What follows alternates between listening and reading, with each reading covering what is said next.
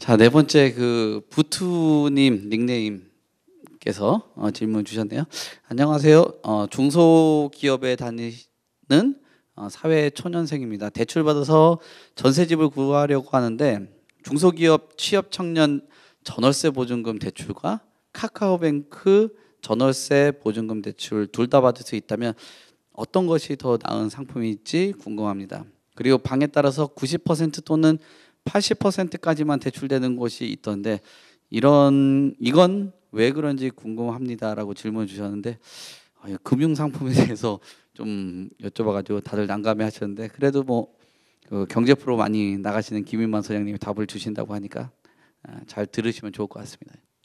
네, 아이디어 참 좋은 것 같습니다. 목욕탕 카페 하면 제가 1번 손님으로 가서 가운 입고 차 한 잔, 수정거 한 잔 마시면 참 좋을 것 같다는 생각이 들고요. 여담으로 1번 있잖아요. 지역주택조합 김예린 변호사님께서 이제 잘 설명해 주셨는데 조금 더 덧붙이면 지역주택조합은 쉽게 설명드리면 이제 민법에서 그 합의후 개념이 이게 뭐냐면 동업하고 같은 거예요.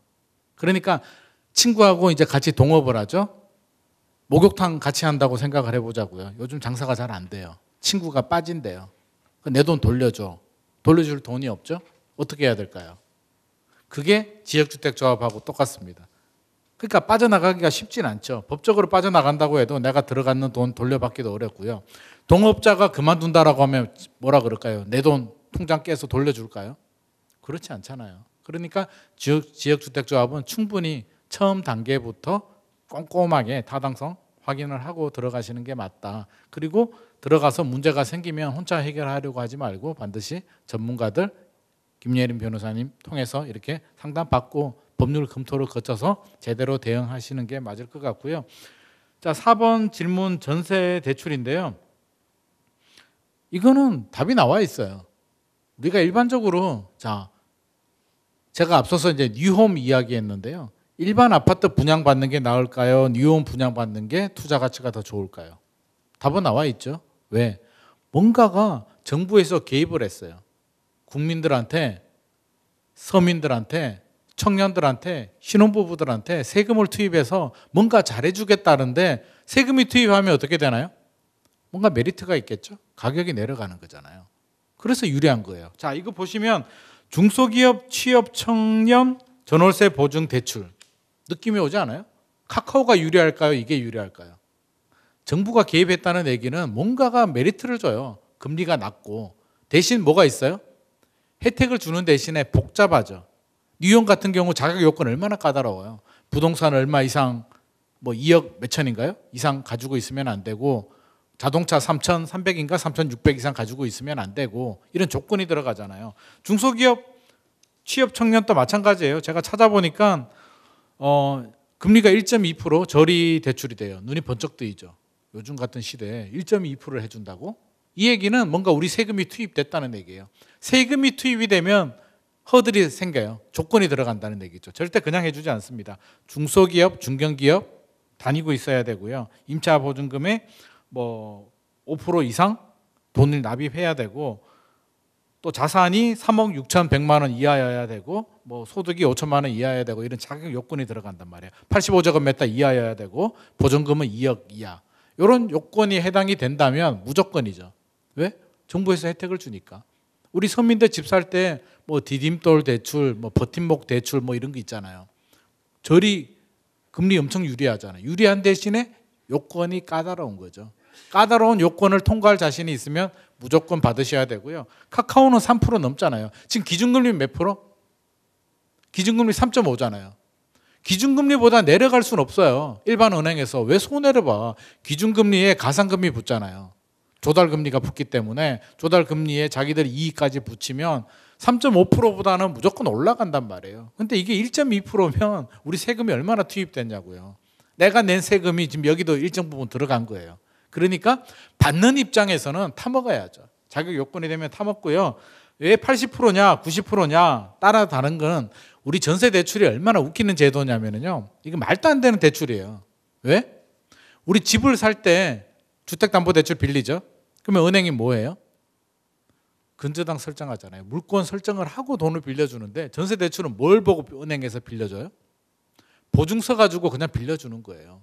그래서 심지어 은행에 다니시는 분들도 사석에서 저하고 밥 먹으면서 하는 말이 전세 대출 미쳤다고 그래요. 보증서 하나 믿고 80%, 90% 대출을 해주는 거예요.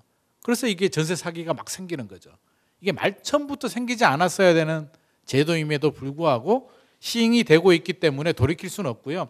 80%, 90%는 그 보증을 해주는 회사의 차이예요.